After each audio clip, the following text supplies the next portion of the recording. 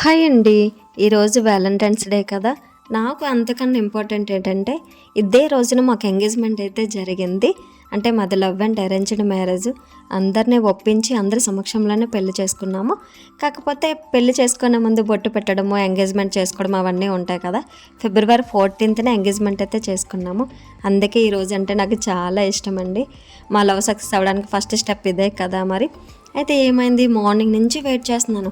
అసలు morning wish చేయలేదు. తర్వాత డ్యూటీ నుంచి వచ్చారు. అప్పుడు కూడా ఏమీ అనలే. ఏంటి మర్చిపోయారా? లేకపోతే కావాలని చెప్పలేదని చెప్పి నేను కూడా ఏమీ అనలేదు.